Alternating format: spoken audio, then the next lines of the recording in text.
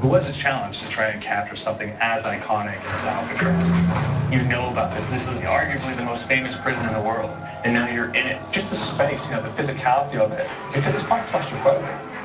When modern day prisons are designed, they really consider not intimidating people or making the spaces, as least stressful as possible. Alcatraz didn't suffer from those restrictions. They did the research, they went out, studied Alcatraz, not just from books or internet. They were actually there to feel the environment, so it really sets a mood that gets you a little spooked. Well, we kind of started with the base layout of Alcatraz. The entire island we ended up roughing out in kind of a white box form, and then figuring out what play spaces we wanted to use out of that, what would be the most interesting areas to play in, and the connections between spaces, and spaces that the public doesn't necessarily get to go into. We really did a lot of pushing to really enhance that psychological horror aspect that we're really looking for. And this was a really good opportunity to really tell something special. Like a gun stuck right through the gates of hell! This time around, I feel like it's been identified that there are these side missions that you're going to go out and try to accomplish. Al and the rest of the groups put together this escape plan. But the point is to get the parts and assemble this plane so they can get off the island. We did something new for the first time. We have actually contextual music that goes on. So that's the first for zombies.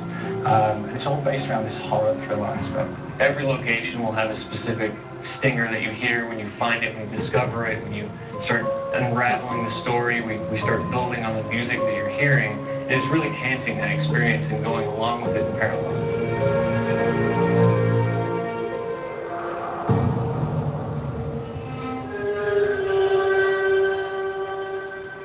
Because we wanted to embrace this kind of horror thriller element, we wanted character actors, guys who could really embody someone and then convey emotion. So that's why we went for guys like Ray Liotta, getting in that kind of guy, we wanted the frantic nature. So he plays a character called Billy Handsome, who's this kind of psychopath who's employed by the mob to kill people in interesting ways. Chaz Palminteri, he plays a guy called Sal DeLuca, an old mob boss.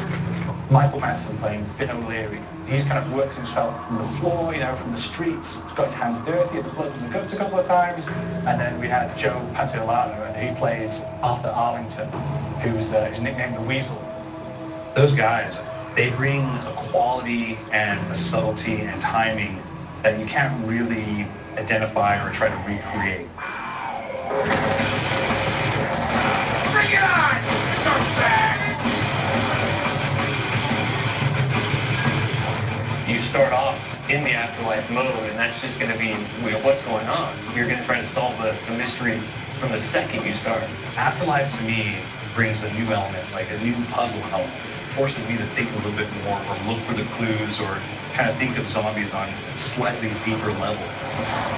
You see clues throughout the map that tell you, ooh, perhaps if I'm in the afterlife, I can interact with this object, or there's some puzzle going on here that I need to be in the afterlife. Back east, I whacked a dirty dentist with one of these. Took forever. Alcatraz has a Civil War kind of fort background before it turned into a penitentiary. And so we had this kind of backstory, the idea that the warden would have collected Civil War weaponry. One of them is a blundergat. It's a fictional weapon, but the idea of the combination between a blunderbuss and a Gatling gun. And possibly, it might be a way of upgrading it to a more fantastical weapon that the players may find. You just went now. There's one main zombie, one big zombie that's going to come through and wreak havoc on your life. He'll lock down the perk machine, he'll close down the box, so you have to pay to get that open again. So you don't want him to interfere with your process. Now's a good time to pick a fight. It's a fun challenge. It keeps things moving forward. In terms of perks, we have a new perk called Electric Cherry. When you reload, it gives a shock around which scales over time. I was asking for these balls. There's so much to experience in this map. Every time I play it, there's a new tactic to take, a new experience, a new objective to go for. But there's also this layer of things that we aren't exactly exposing to the players right off the bat, and will need to be discovered. So let me go.